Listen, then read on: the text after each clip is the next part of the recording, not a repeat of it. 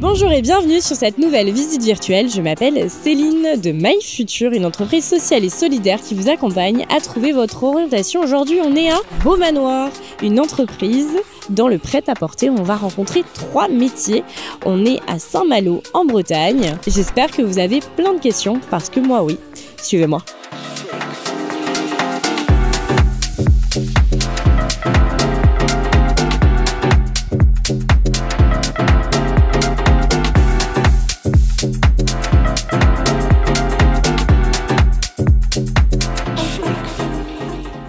Bonjour Julia, comment vas-tu? Très bien et toi? Bah écoute, je vais super bien, je te remercie. Je suis très contente de te retrouver aujourd'hui pour parler un petit peu de ton métier. Alors dis-nous en plus ce que c'est acheteuse. Acheteuse, en fait, je vais acheter toutes les robes et jupes qu'on peut trouver au magasin chez Casca. Je vais négocier les prix et lancer les modèles. Waouh, ça a l'air incroyable. Et du coup, c'est toi qui va dire ce vêtement-là ou celui-là n'est pas bon et du coup n'est pas vendu cache-cache. Oui, alors après, on est une grosse équipe, donc c'est pas forcément moi qui vais prendre la décision, mais je vais analyser, je vais regarder avec ma chef de produit pour décider si on continue le modèle ou non. Et tes missions, toi, au quotidien, quoi exactement pour qu'on puisse se projeter dans ton métier? Alors, il y a en fait des pays différents. Avec le décalage horaire, le matin, ça va surtout être de la lecture de mails, des échanges, des négociations de prix. Je vais aussi regarder tout ce qui se fait à la concurrence pour qu'on puisse s'en inspirer pour les prochaines collections. Que ça soit la concurrence, mais aussi les grandes marques qui peuvent aussi nous inspirer parce que c'est les futures tendances. C'est ça. Un œil partout toujours. Elle analyse tout. Très bien.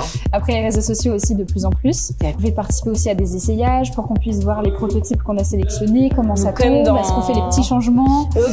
Voilà. Et donc en fait c'est comme un défilé et donc du coup tu vas voir un peu les mannequins qui vont défiler et tu vas dire mais non mais ça... Alors on a une essayeuse en fait qui va essayer les différents modèles, être avec ma styliste, ma chef de produit et mon assistante pour... Ça fait rêver en tout cas ton métier.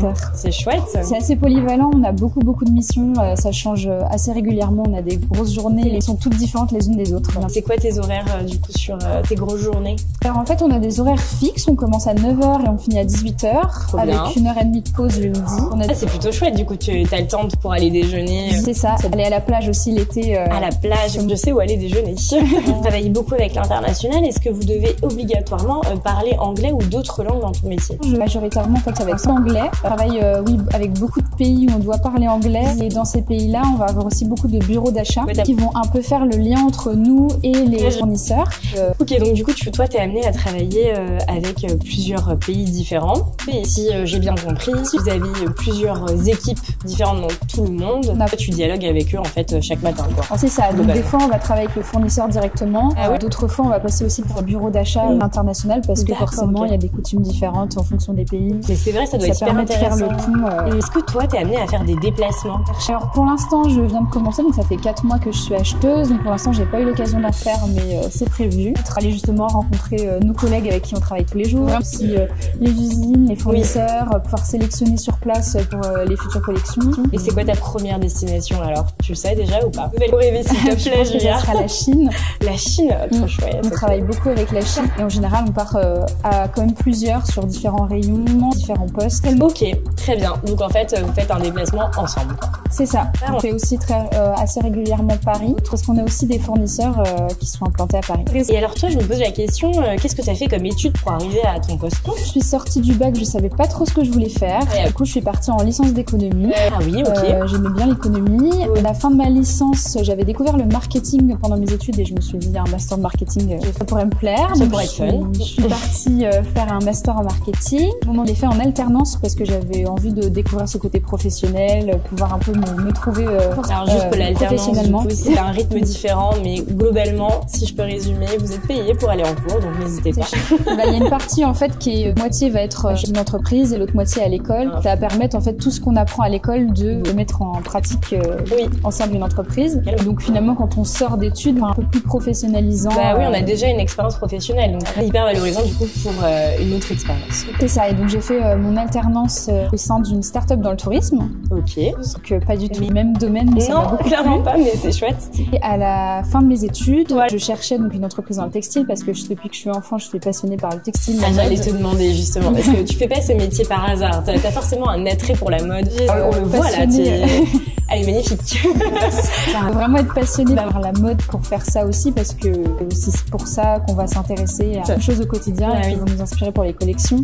Vous décidez de toutes les collections. Par exemple, une nouvelle collection, je dis pas d'automne, arrive et du coup, tu auras potentiellement acheté les vêtements qui vont arriver. C'est ça. Pour l'instant, comme je suis arrivée il y a 4 mois, ce qui est en magasin, c'est pas encore ce que j'ai acheté, mais ça va bientôt arriver. Est-ce que toi, tu vas acheter les vêtements qui sont dans les magasins? Certains, oui. Mais après, des fois, on voit tellement, il y a tellement eu des sièges de changement que des fois, on se dit, enfin réussi à faire le modèle, mais on l'a tellement vu que c'est un peu comme si on l'avait eu porté. Bah oui, mais je me doute. Et alors, je te demande aussi, parce que parfois, tu n'as pas envie de le garder pour toi, plutôt le vêtement, que de le donner à tout le monde. Non, ça va, parce qu'on travaille quand même pour la cliente, on travaille pour les autres. Donc, je vais pas me dire, je vais envie de le garder pour moi. Je sais pas. J'ai déjà un assez conséquent dressing. C'est vrai. T'as combien de vêtements à peu près? Je sais pas, beaucoup. J'ai une pièce. Du coup, tu parlais de tes études, donc t'as fait cette licence en alternance. Alors j'ai fait ma licence à plein temps. C'est mon master que j'ai fait en alternance, et à la sortie de mon master, c'est quand j'aurais depuis que je suis enfant cet attrait pour la mode, et je me suis dit, c'est le moment de m'écouter et d'aller foncer et de trouver une entreprise qui travaille dans le textile et qui pourrait correspondre à mes valeurs. Et en fait, je voulais pas forcément aller à Paris. J'ai vu qu'il y avait Beaumanoir en fait qui n'était pas très loin de chez moi. J'avais des remarques assez impactantes sur le monde de la mode. Et du coup, j'ai commencé chez Bréal en tant qu'assistante pendant presque 2 ans, et là j'ai évolué il y a 4 mois en tant qu'acheteuse robe et jupe. Pour répéter introduction, elle fait partie de Beaumanoir comme Cache-Cache fait partie de Beaumanoir. C'est ça. La marque regroupe pas mal de marques et du coup tu peux travailler pour n'importe quelle marque. C'est ça, donc il y a beaucoup d'évolutions au sein du groupe, que ça soit en rayon, que ça soit en poste, que ça soit en marque, et surtout que le nombre de marques s'agrandit d'année en année. Et chouette. Cache-Cache, plus de vêtements. C'est ça. Cache-Cache reste la marque historique du groupe. Que toi tu pourrais acheter ta journée sans te lasser? Parce qu'il y a une limite, mais ma limite est quand même assez lointaine, donc je pense que oui. Trop bien. Que ce soit pour moi ou pour la marque. Et j'allais te demander pour toi, du coup tu donnes toujours envie d'acheter pour toi aussi? Oui, mais j'achète différemment, c'est-à-dire quand je suis rentrée ici, j'achetais beaucoup pour moi, et maintenant quand je vais en magasin, j'ai le réflexe de penser plus à la cliente avant de penser moi. Ok, très bien. T'as l'air d'être un bon profil en tout cas. Merci. En tout cas, merci beaucoup pour cette interview, Julia. J'espère que t'as apprécié tout comme moi en apprendre un peu plus sur ton métier. Moi, je vais devoir te quitter puisque j'ai 2 autres personnes à interviewer. Mais merci beaucoup. Je te souhaite de poursuivre à Beaumanoir. Tout de suite, on va retrouver la deuxième personne. Suivez-moi.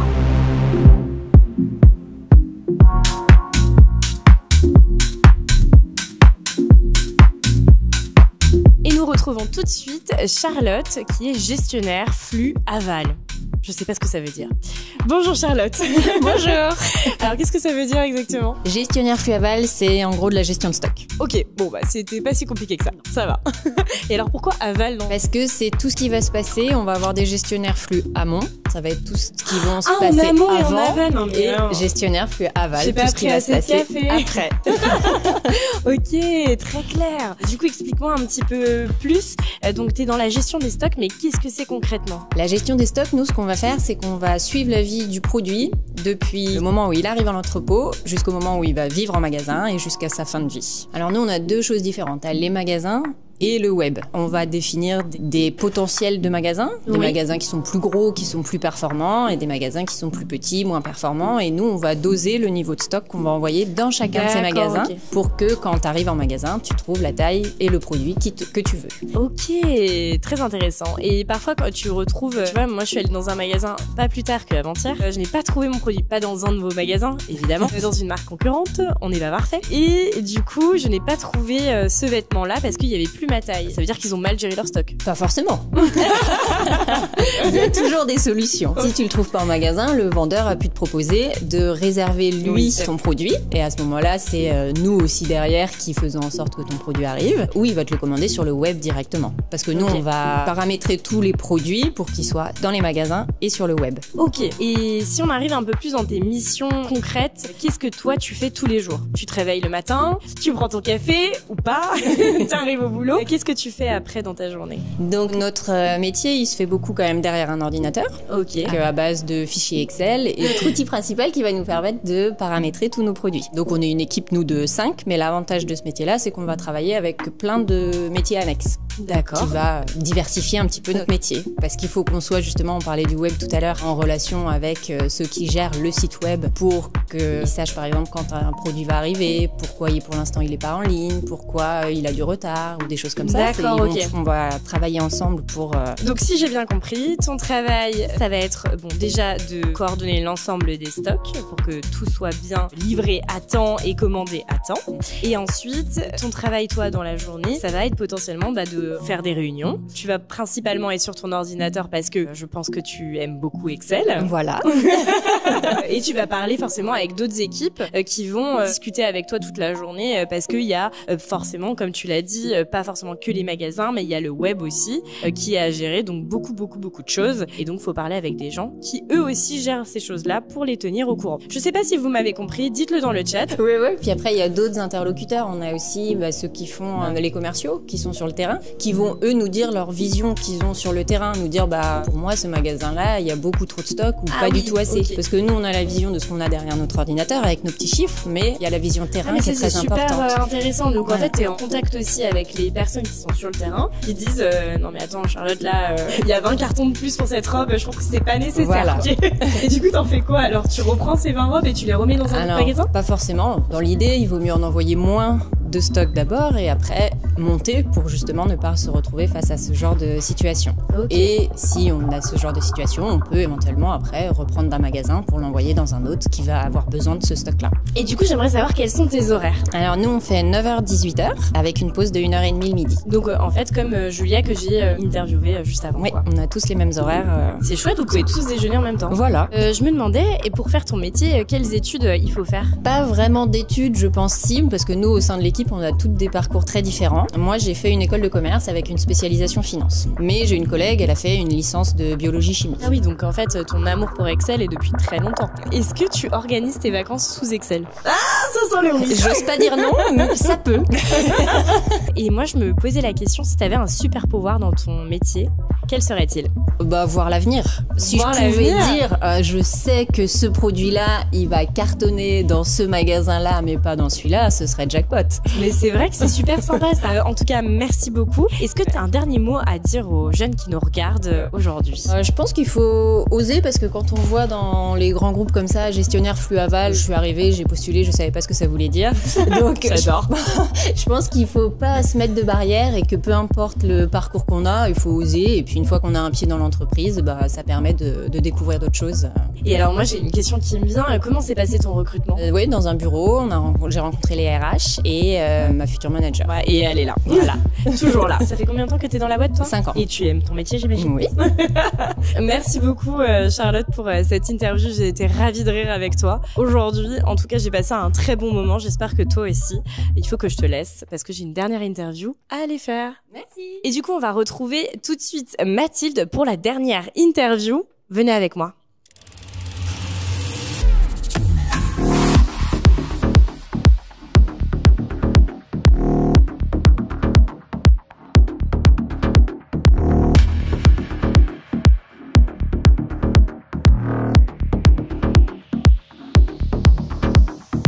Et on retrouve tout de suite Mathilde, du coup, qui est modéliste. Comment ça va, Mathilde? Ça va super.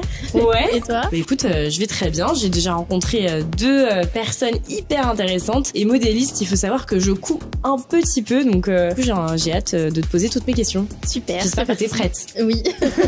Je vois déjà que t'as le ruban. C'est un mètre ruban, on appelle ça. Un mètre ruban. Faut être précis, hein. C'est ton accessoire fétiche? C'est ça, c'est l'accessoire qui nous identifie. Auprès de tous et de toutes. C'est ça. D'accord. Et donc toi, tu es modéliste. En quoi ça consiste exactement? Alors du coup, je suis comme l'ingénieur du vêtement, on va dire. C'est-à-dire que je suis en binôme avec la styliste qui, elle, fait le dessin. C'est elle qui imagine un peu comment ça doit ressembler, etc. Ouais. Et moi, en fait, je fais en sorte que ça se réalise. Donc je fais tout ce qui est autour pour que ça puisse être produit. Donc tout ce qui est patronage, dossier technique, etc. Donc vraiment... Tous les calculs, en fait. Ok, donc si je comprends bien, modéliste, tu es en binôme complètement avec la styliste ou le styliste. Et du coup, tu vas imaginer les volumes, tu vas partir d'un dessin de styliste, qui va te dire, bah voilà, moi je veux une jupe bouffante avec un petit top, comme ça, exactement. Et tu vas imaginer toutes les mesures pour que ça puisse fonctionner dans différentes tailles aussi. C'est ça, parce que du coup la modéliste, donc elle fait en sorte que le vêtement existe, donc à partir du brief de la la styliste, on va faire le patronage et adapter aux mesures pour que ça fonctionne. Ouais. Mais on est aussi la garante du bien-aller, on appelle ça le bien-aller. Donc c'est le fait que ça aille à tout le monde. Donc on va faire tout ce qui est la gradation et faire en sorte que le vêtement puisse aller autant à un petit gabarit qui fait un 32 que une personne qui fait un 46. Tu adaptes le vêtement pour que ça aille à toutes les morphologies. Ça, je trouve ça hyper chouette. En revanche, je te dit patronage et après un autre mot que je n'ai plus. Dossier technique. Dossier technique. Est-ce que tu peux nous expliquer exactement ce que c'est le patronage? Alors le patronage, c'est en fait la représentation à plat, les pièces séparées du vêtement à plat qui vont ensuite être coupées par le fournisseur et cousues. Et c'est ce qui va donner ensuite le vêtement qu'on connaît en 3D quoi. Trop bien. Donc c'est vraiment la visualisation 2D du vêtement. Ok, et moi je me suis toujours demandé est-ce qu'une modéliste elle vit avec les vêtements autour d'elle? Ah oui, on a envahi de vêtements partout tout le temps. Ah oui. Ça fait partie dans notre métier, on en a tous les jours quoi. Donc c'est. Et est-ce que tu crées tes propres vêtements? Oui, ça m'arrive. Ah ouais, tu crées quoi comme vêtements? Souvent des robes ou des jupes. Ok, c'est chouette, trop bien. Et toi dans ton métier, quelles sont tes missions au quotidien? Alors au quotidien, donc moi quand j'arrive le matin, la première chose que je regarde c'est en fait on a une barre derrière nous, donc un portant où il y a des vêtements et en fait c'est les prototypes qu'on reçoit. Je regarde déjà ce que j'ai reçu. Si c'est, on appelle ça des prototypes 1, des prototypes 2, etc. C'est parce que c'est toute l'étape de mise au point d'un vêtement. Donc je regarde ce que j'ai, j'organise ma journée en fonction. Est-ce que ces prototypes-là, on est d'accord que dans le process pour bien comprendre, la styliste les a imaginés, toi du coup t'as aidé à la conception et là ils sont faits. Voilà, c'est ça. Moi en fait je fais donc la partie dont on a évoqué avant, le patronage et le dossier technique. Toutes ces informations-là sont envoyées. On les envoie aux fournisseurs. Donc c'est des fournisseurs qui souvent sont en Asie, qui nous font en fait un prototype. On appelle un prototype 1. Et du coup c'est ça que je regarde sur ma barre, c'est si j'ai plusieurs prototypes, quel modèle on a reçu. Et en fait après il y a toutes les étapes de mise au point jusqu'à ce qu'on dise que le produit est parfait et qu'on valide en fait. À peu près pour un vêtement il faut combien de prototypes? Ça dépend en moyenne, 2-3 prototypes. Des vêtements plus simples que d'autres. Le t-shirt ça va assez vite en général. Moi par exemple je suis sur la veste, le manteau, ça demande plus de mise au point. Ah bah oui, voilà. Parce qu'il y a énormément de choses à voir. De choses à voir, ouais. Comment t'as découvert ce métier et qu'est-ce qui t'a donné envie de le faire? Alors j'ai découvert ce métier sur le tard parce que quand j'étais petite je voulais être illustratrice, donc rien à voir. En vrai si, ça a à voir quand même parce que c'est de la créativité. Oui, pour être illustratrice j'avais fait un bac art appliqué et durant mon bac art appliqué on a eu une présentation de métier quand j'étais à peu près en première et j'ai rencontré une modéliste et elle m'a expliqué son métier et j'étais en mode mais en fait c'est exactement ce que je veux faire parce que ça m'avait en fait les études d'art voilà c'était plus vraiment ce que je voulais faire, je voulais plus être illustratrice vraiment, je voulais un métier qui soit à la fois créatif et en même temps on voit concrètement le résultat de notre travail. Je me suis dit c'est vraiment ce que je veux faire. Toi aussi t'as les horaires de 9h-18h avec une pause à jeu 1h30. C'est ça. Ok. Est-ce que vous faites des soirées, des choses comme ça? Oui, il y a régulièrement des événements d'entreprise qui sont organisés, donc il y a un gala par an pour le groupe où on se retrouve tous, c'est une soirée, on s'est bien habillés. Après il y a beaucoup de petites réunions, enfin des petites sorties d'équipe où on se fait, je sais pas, là on va se faire un atelier poterie dans 2 mois. C'est génial. Oh, j'adore la poterie moi. Ok, trop bien. Donc en fait toujours créa quoi. Oui, voilà. Et du coup vous faites en équipe ou vous pouvez être amené à avoir d'autres personnes du groupe? Oui, c'est variable, c'est soit en équipe, soit à la marque. En fait, c'est vraiment de la cohésion quoi, de la cohésion d'équipe. Je peux venir? Et tu en as parlé un petit peu au niveau de tes études. Tu as dit que tu avais fait un bac art appliqué. Est-ce que tu peux m'en dire un petit peu plus jusqu'à justement jusqu'à ce que je sois modéliste. Ouais. Alors du coup à partir du moment où j'ai découvert le métier et que j'étais en bac art appliqué, j'ai fait donc un dossier pour faire un BTS métier de la mode. En fait je suis partie en BTS métier de la mode qui s'appelle toujours comme ça je crois. C'était sur 2 ans du coup comme un BTS. Et suite au BTS j'ai fait une année de plus qui s'appelle, je sais pas si elle existe encore cette formation mais il y en a plein en France qui ressemblent. C'est une genre d'année de perfectionnement un peu professionnalisante. Ça s'appelle, moi c'était une FCIL mode en duo. Et qu'est-ce que tu as fait exactement cette année? Alors c'est un peu l'équivalent d'une alternance. Sur 1 an en fait j'avais fait 2 longs stages dans des entreprises de là où j'avais fait mes études. Oui. Et ça permettait de me professionnaliser en fait parce que un peu comme plein d'autres métiers je suppose quand on sort d'un BTS ou d'un diplôme des fois on se sent pas tout de suite de travailler dedans. Bah oui, voilà. Normal, ouais. Et d'où l'alternance qui aide beaucoup. C'est ça, c'était une année pour se professionnaliser et être ensuite prêt pour le monde du travail. Et à la suite de cette année, année, qu'est-ce que tu as fait? Alors en fait ça a été très vite parce que je te fais mon CV ou... T'es sortie de ta formation, tu es allée chez une marque, une deuxième, voilà, et en fait ça t'as eu des expériences. expériences. J'ai eu le CDI. Et ensuite t'es arrivée du coup ici en tant que modéliste. Toutes tes études et tous les jobs que t'as eu ont toujours été à Saint-Malo? Pas du tout, parce que en fait moi de base je suis originaire du Nord. Mon BTS c'était à Tourcoing, à côté de Lille, pour ceux qui connaissent pas Tourcoing. Ouais, j'ai fait mes études en gros dans la métropole lilloise et j'ai travaillé aussi dans la métropole lilloise pendant 4-5 ans. Et en fait je suis partie, c'est pour ça que je me suis dit mon CV, parce que je suis partie, j'ai pas mal bougé. Je suis partie 3 ans de Savoie où j'ai travaillé pour Decathlon et ensuite je suis venue en Bretagne. Là ça fait 1 an même pas que je suis là. D'accord, ok. J'avais une question, tu préfères coudre, découper ou ajuster? Ajuster, parce que c'est vraiment plus le cœur de notre métier. En fait, la modéliste industrielle, parce qu'il y a plusieurs types de modélistes aussi, on fait pas beaucoup de couture. En fait, on fait de la couture quand il y a besoin d'avoir un prototype vite fait, pour voir un peu une finition, un assemblage particulier. Mais sinon, on est vraiment sur le patronage, sur le bien-aller du vêtement. Donc c'est vraiment ça le cœur de notre métier. Ok, et ce qui t'a donné envie, j'ai l'impression, quand je t'entends, c'est justement pouvoir donner l'opportunité à toutes les femmes, j'imagine que tu fais du prêt-à-porter féminin, toutes les femmes qui ont différentes morphologies, de pouvoir s'habiller au mieux et d'être jolies. Tout à fait. Et on peut être modéliste pour aussi plein d'autres typologies de vêtements. Il y en a, là moi je suis dans le prêt-à-femme actuellement, mais j'ai fait de l'enfant, j'ai fait de l'homme, j'ai fait du vêtement technique. Et t'aimerais continuer comme ça longtemps? Oui. Et on m'a soufflé un peu dans l'oreille une question qui est vraiment pas mal. Est-ce que t'as déjà eu une galère pour un vêtement qui tombait pas bien et que t'as dû tout reprendre? Ça arrive assez souvent. Alors après, ce qu'on aime faire, nous, quand on a une galère sur un vêtement, tu vois, ça reprend des mots de tout à l'heure, c'est découper. Alors, on va prendre le proto et on va tout découper, on va remonter sur le mannequin, on va épingler. C'est une jupe longue, c'est une jupe courte, quoi. Ouais, enfin, on enlève les coutures. En fait, on découle toutes les coutures. Oui, au découfil. Voilà. C'est le seul truc que je connais. Et du coup, en fait, on replace sur le mannequin. On a un mannequin en bois, en fait, on pose nos vêtements et en fait, on réajuste.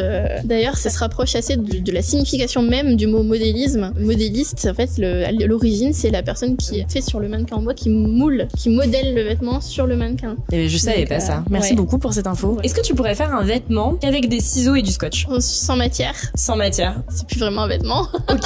C'est une sculpture. Et en tout cas, j'ai été très contente de faire ton interview, d'avoir cette personne solaire en face de moi et qui adore son métier de modéliste. Moi, je vais devoir te quitter, mais j'ai été très contente. Et nous, on va tout de suite conclure cette interview. J'espère que vous avez tout bien compris. En tout cas, moi, c'était très clair. N'hésitez pas à poser toutes vos questions dans le chat. On reste un petit peu avec vous. Comme d'habitude, on est présent sur nos réseaux sociaux. Donc, vous pouvez nous suivre sur TikTok, Instagram. Et voilà, c'est déjà pas mal. On se retrouve pour une prochaine visite virtuelle. J'ai été ravie. Salut! Merci à toi aussi. Et venez, on arrive pour la deuxième interview. J'ai bugué. Voilà. Bonjour. Ça va être dans le bêtisier. Il va falloir te muscler un peu. Parce que du coup, tiens, la caméra, c'est lourd. Pour... Je vais pas y arriver là. Hein. Ok, c'est bon. J'arrête de sourire. Oui, c'est ça. C'est ça que ça te perturbe. Elle s'appelle Mathilde, hein? Oui, d'accord. Parce que depuis tout à l'heure, je dis Mathilde. Moi, je sais pas, tu sais. Je suis là en mode waouh. Non, c'était pas Mathilde en fait, c'était Maryse. Enfin bref. C'est parti.